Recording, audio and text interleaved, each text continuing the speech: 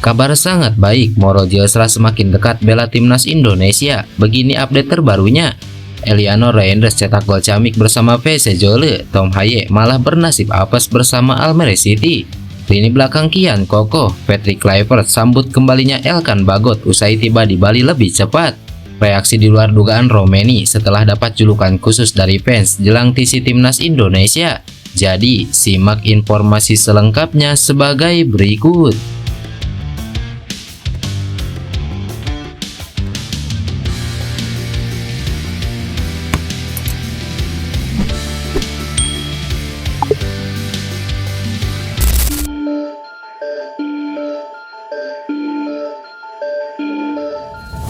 Mauro Gilsra tampaknya mendapatkan kabar baik soal proses naturalisasinya seiring dengan ketertarikan dari sosok penting dari timnas Indonesia terhadap sang bomber.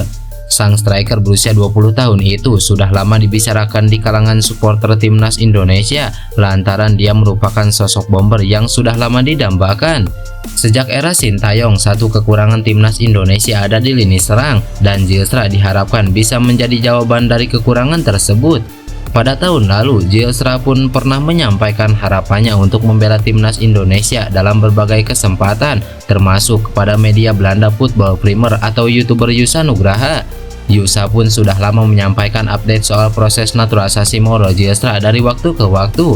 Terbaru pada Selasa kemarin, Yusa Nugraha mengatakan bahwa Mauro Gilsra telah mendapatkan kabar baik mengenai proses naturalisasinya. Yusa mengklaim bahwa Mauro Gilsra sedang mengurusnya bersama dengan Pardi Bahrim yang selama ini menjadi agen untuk tim nasional Indonesia. Kabar baiknya adalah Mauro Gilsra juga diklaim masuk dalam radar pelatih timnas Indonesia U23, Gerard Pennenberg. Yusa mengatakan bahwa Gerard Pennenberg menginginkan Gilsra untuk berbagai turnamen U23 pada tahun ini. Mauro juga cerita bahwa Gerard yang menjadi pelatih kepala timnas U23 yang nanti habis FIFA Matchday akan ada turnamen bersama timnas U23. Mauro bilang bahwa Gerard sangat tertarik atau sangat menginginkan Mauro memperkuat timnas Indonesia U23. Jadi dari pihak pelatih, Mauro sangat dibutuhkan di timnas Indonesia U23, ungkap Yusa Nugraha. Timnas Indonesia U23 sendiri punya agenda yang sangat padat pada tahun ini dengan melakoni Piala AFF U23 2025 pada bulan Juli, kemudian kualifikasi Piala Asia U23 2026 pada bulan September. Selain itu, skuad Garuda Muda juga akan menghadapi SEA Games 2025 yang akan digelar di akhir tahun ini.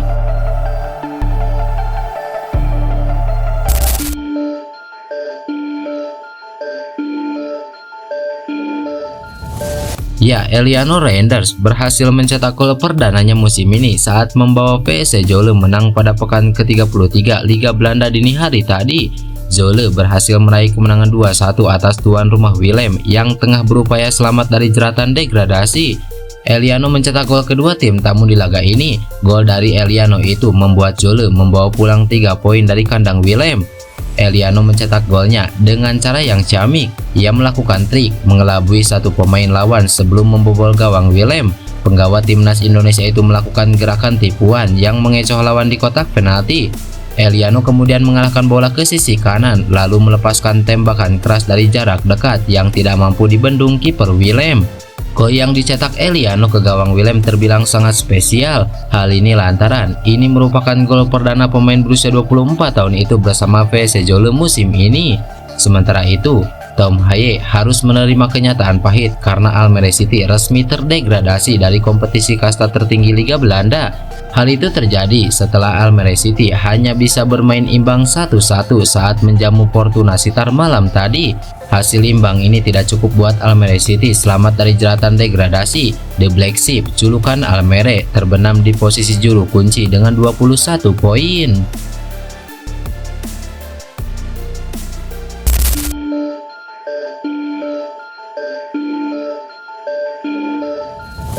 Suasana hangat di Pulau Dewata kini tak hanya diisi wisatawan saja, akan tetapi ada kejutan yang bikin publik sepak bola Indonesia kembali tersenyum lebar. Hal ini tak terlepas pemain-pemain abroad atau para pemain timnas Indonesia yang bermain di luar negeri mulai berdatangan ke Bali untuk melakukan pemusatan latihan. Sontak kejutan ini bikin para fans timnas Indonesia semakin antusias menantikan pertandingan besar yang akan datang. Para pemain abroad yang sudah tiba di Bali ini mayoritas sudah menyelesaikan liganya masing-masing. Pada kloter pertama ada dua nama, yakni Marcelino Ferdinand dan Asnawi Mangku Alam. Bahkan mereka berdua sudah mulai menjaga kebugarannya di Bali dengan kegiatan olahraga ringan sambil menikmati indahnya alam. Kemudian nama terbaru yang sudah memastikan diri tiba di Bali adalah Elkan Bagot, bek jangkung yang memang selama ini dinantikan fans timnas Indonesia. Kepergoknya Bagot yang tengah berada di Bali berawal dari unggahan salah satu fans yang saat itu meminta foto kepada Bagot. Dari foto yang terlihat, mereka bertemu dengan Elkan Bagot di salah satu hotel yang diketahui itu berada di Bali. Tak hanya itu saja, kedatangan pemain keturunan ini jadi sorotan tersendiri. Ia disambut langsung oleh pelatih kepala timnas Indonesia Patrick Kluivert. Ya, nama Elkan Bagot sejatinya masuk dalam rencana pelatih asal Belanda tersebut. Buktinya di jeda internasional Maret 2025 lalu, pemain yang lahir di Bangkok, Thailand itu dipanggil Patrick Kluivert. Akan tetapi Bagot saat itu menolak dengan halus karena alasan ingin fokus di Blackpool FC. Memang saat itu kondisi Elkan masih naik turun bersama Blackpool, sehingga dirinya lebih memilih bertahan di klub daripada gabung ke skuad Garuda.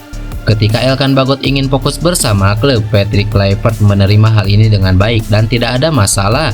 Maka dari itu, ketersediaan Elkan Bagot di bulan Juni ini akan disambut baik oleh Patrick Kluivert. Hal ini lantaran Elkan Bagot merupakan pemain yang memang masuk kriteria pelatih asal Belanda tersebut. Meski lini belakang timnas Indonesia sejatinya menumpuk dengan banyaknya bek-bek tangguh, baik bek yang berstatus pemain keturunan maupun bek lokal.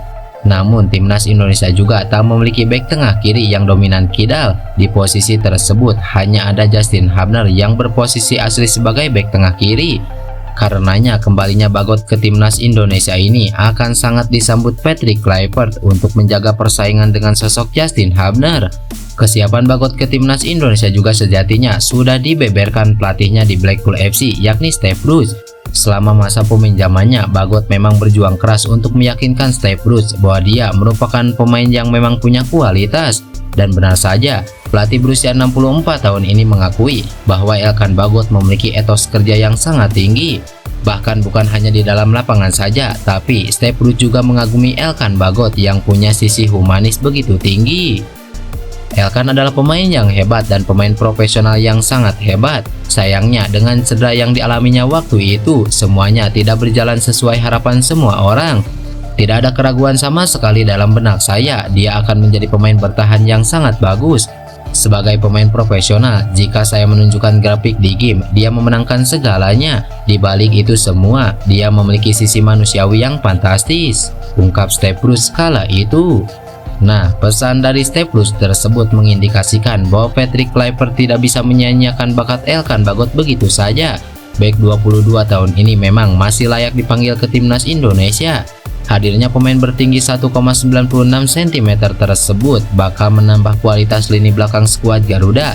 Apalagi usianya masih muda dan karirnya di sepak bola terbilang masih sangat panjang.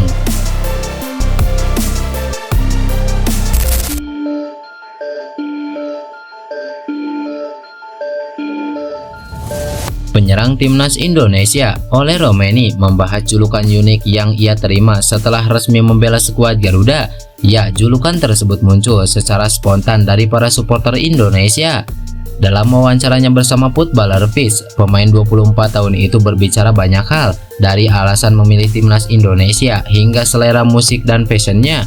Seperti yang diketahui, Romeni resmi menjadi warga negara Indonesia pada 8 Februari 2025. Tak butuh waktu lama, ia langsung debut bersama timnas Indonesia sebulan kemudian.